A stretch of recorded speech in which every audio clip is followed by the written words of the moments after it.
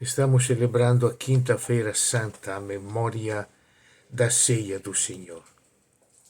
Só por uma fidelidade técnica, temos que dizer que a ceia, na realidade, foi o começo da sexta-feira, porque para os judeus da época o dia começava com o pôr do sol. E a ceia era depois do pôr do sol.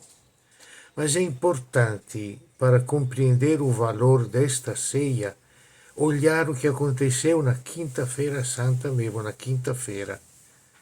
E a Quinta-feira Santa foi o dia da preparação da ceia. Os sinóticos relembram a pergunta dos discípulos: Mestre, onde queres que preparemos a Páscoa para você, para nós comermos a Páscoa? Insistem os três sinóticos nesta pergunta, que é uma pergunta aparentemente estranha, porque a lei era muito clara, a lei daquele tempo depois do rei Josias, há mais de 700 anos, a lei que vigorava era muito clara. Só celebrarás a Páscoa no lugar que escolher o Senhor teu Deus, para lá fazer habitar o seu nome. Ali sacrificarás a Páscoa pela tarde, ao pôr do sol. Então a cozerás e comerás no lugar que escolher o Senhor teu Deus. Depois, pela manhã, voltarás às tuas tendas. É o capítulo 16 do Deuteronômio.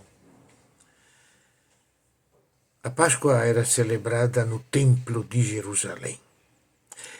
Lá e só lá podiam ser sacrificados os cordeiros da Páscoa. Fora de Jerusalém se celebrava a Páscoa sem comer o cordeiro. E agora os discípulos perguntam a Jesus: aonde queres que preparemos a Páscoa? Uma coisa bem clara: não vai ser no templo. O lugar que o Senhor escolheu para lá depositar o seu nome, não vai ser lá que vai ser celebrada a Páscoa. Onde vai ser então? Qual é a alternativa? Vão para a cidade, vão encontrar um homem carregando água, um empregado. Na casa em que ele entrar, sigam ele, entrem vocês também, e peçam qual é a posada aonde o mestre pode celebrar. É bonito o nome de pousada, não é uma casa, não é uma mansão. É um lugar onde chegam muita gente, onde pode, no tempo da Páscoa, se encontrar bastante pessoas. Uma pousada, um albergue. Na sala superior, a sala superior era a sala comunitária, de quem não podia pagar por um quarto próprio. Lá na sala superior preparareis a Páscoa. E aqui então nós temos uma clareza que nos ajuda a entender depois o valor da ceia.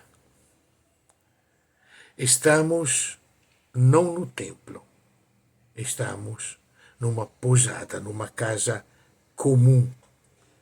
Comum porque normal e comum porque era aberta a muitos. Não vai ter altar, não vai ter sacrifício, vai ter uma mesa, vai ter um prato ao redor do qual estão todos reunidos no mesmo nível, não tem degraus, não tem privilégios, não tem ordenações. Todo mundo leigo, como numa casa qualquer, ao redor do mesmo prato, da mesma comida. Não vai ter um sacrifício, vai ter um pão repartido, vai ter um vinho distribuído a todos. Esta ceia vai iniciar a longa sexta-feira que vai levar Jesus a ser Ele o Cordeiro sacrificado. E ele sabe disso quando ele entrega o pão repartido. Este pão repartido sou eu. É o meu corpo, é a minha identidade, sou eu. Comei. Este sangue este vinho é a nova aliança no meu sangue. Bebei. Neste momento, Jesus está instituindo o martírio. A decisão de dar a vida é que vai ter que ser continuada em memória dele por todos nós que comemos deste pão e bebemos deste vinho.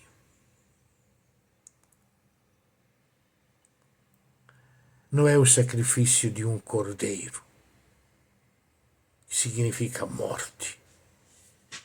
É o dom da vida. Para que todos vivam pela vida de todos. E lá dentro, cuidado, um de vocês vai me trair. Não podemos separar a ceia da traição. Serei eu? Esta é a pergunta que todos nós temos que nos pôr neste momento em que celebramos a ceia do Senhor. Serei eu o traidor? Lucas vai esclarecer bem onde está a traição. Imediatamente começaram a discutir entre eles quem deles ia ser o maior. Se a traição é transformar a ceia do Senhor num espaço de poder, de disputa de lugar, de quem tem mais força, de quem é maior. E muitas vezes isso foi, ao longo da nossa história, o uso que foi feito da ceia do Senhor como instrumento de poder, de privilégio, de sacerdócio e não de martírio. Quem é maior, aquele que senta na mesa ou aquele que serve na mesa? Fique sabendo que eu sou como aquele que serve. João, e vamos celebrar isso nesta quinta-feira santa, João já não fala do pão e do vinho. O único em João que come o pão vai ser justamente Judas, o traidor. E imediatamente nele entrou Satanás. Vai nos falar do que significa servir. E vai se fazer o escravo. Não é nem servo, é escravo mesmo. Lavando os pés. Única roupa dele, um avental. Não tem os paramentos sacerdotais descritos longamente no capítulo 28 e 29 do Êxodo. Só um avental qualquer de todos os escravos.